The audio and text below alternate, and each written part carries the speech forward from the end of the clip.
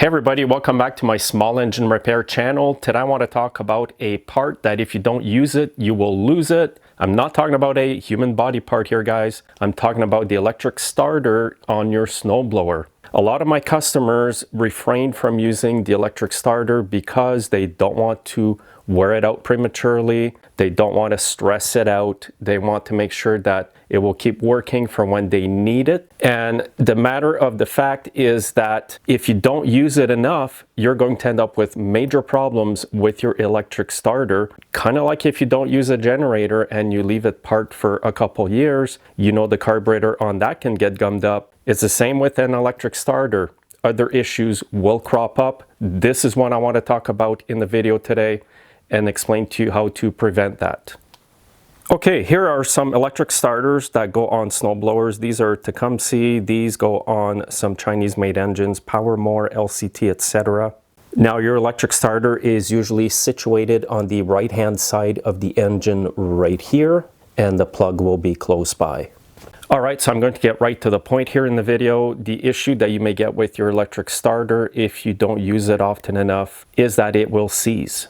So first of all, the gear that you see right here that engages the flywheel, oftentimes I see them seize on the shaft, and I've also seen where the armature inside the casing here was seized. And here's what I mean right here. This is the shaft that the gear will slide back and forth on. This is a smaller starter that goes on the smaller Tecumseh engines. This is the one that you see mostly on the 10 horsepower and up, actually 8 horsepower and up. And it slides on the shaft over here. So what'll happen is the gear, like I mentioned, will be seized on the shaft. And sometimes the gear might be stuck like in the up position, especially on these Chinese starters here. I see that. And you can end up with a stripped starter gear if that's the case. And when you use your starter, you do want the gear to come back just like that. And if you don't use it enough, the moisture, etc., will build up. It'll seize up. Like I said, it might even seize up your armature as well. Now, if you leave your machine outside, this will speed up this process for it to seize on there. But even if you keep it in a garage, you might still get that issue as well, especially if it's not a heated garage. So my advice is use your starter periodically if you're afraid to wear it out. You're not going to damage it. You're just going to keep it running good. You're going to keep all the parts moving freely. Now, what I recommend sometimes is to put a bit of ACF 50 or deep creep on the shaft where the gear goes, but I'll show you how to do that right now because you don't want to put too much of this stuff either because it might make the gear not engage properly. So for example, with this MTD starter here, I would just spray it right here. And you don't need much. The ACF 50 is awesome because it kind of sticks to the metal and it doesn't drip that much if you don't put much on, and it'll actually stay there and not evaporate. So this starter here, I can put this away in a cold shed and no rust or anything will build up and seize the gear.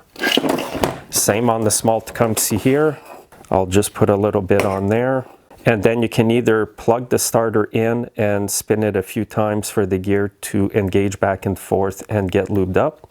Or you can just do this. On this one here, you can also just put a few drops on these threads here. And the same on the other Tecumseh starter right here. Now on this one here, there is a rubber part right there. So you want to be very careful when you put your lube in there. You don't want to get it on the rubber part. I've seen people put a whole bunch of oil in here and then the starter would not engage the flywheel because it was slipping on the rubber part right here. Now, another question I get often is what kind of plug should I use for my electric starter? Well, this is the plug you should use here. It's a small outlet like this, and it fits right in here, right in the starter electrical plug. And here are the specs of this plug, 16 AWG. So if it's a bigger cord, it doesn't matter. You just don't want to use a smaller cord than this because it could get extremely hot and you could damage your starter. Now, if you have a Tecumseh engine on your snowblower, the starter is right here under the fuel tank. If you need to take the starter off, what you do is you get a 3/8 wrench and you remove the 2 bolts right here. There are also a Torx T30. You pop it out. There's no bolts at the top. They're just shoulder bolts that it kind of slides in. Take it out and do what I showed you to do. And also at the beginning of every winter, make sure the bolts are tight because they do have a tendency to get loose over time. So I always tell people, don't be afraid to use your starter, guys. It's better than pulling. I mean, if you're away from an electrical outlet, yeah, you got to use the pull cord.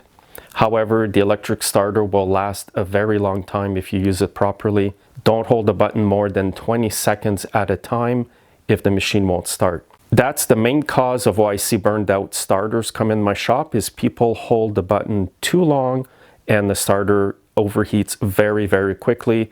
Starters are not like other electric motors. They get hot like very fast and everything burns out on the inside. And for a lot of people, it's going to be a lot easier using the electric starter, guys. Your machine will start a lot better for you if you have a hard time pulling it. Now, another reason why I encourage people to use their electric starter, especially on Briggs & Stratton engines, is because their recoil assemblies are cheaply made, they're full of plastic, and they break a lot. So try to use your electric starter if you have a Briggs & Stratton engine. It will be the reverse. It will actually prolong the life of your recoil. Anyway, that's my video for today, guys. If you don't use it, you might end up losing it. Thanks for watching. Please like the video, guys, and make sure you are subscribed. Have a great day.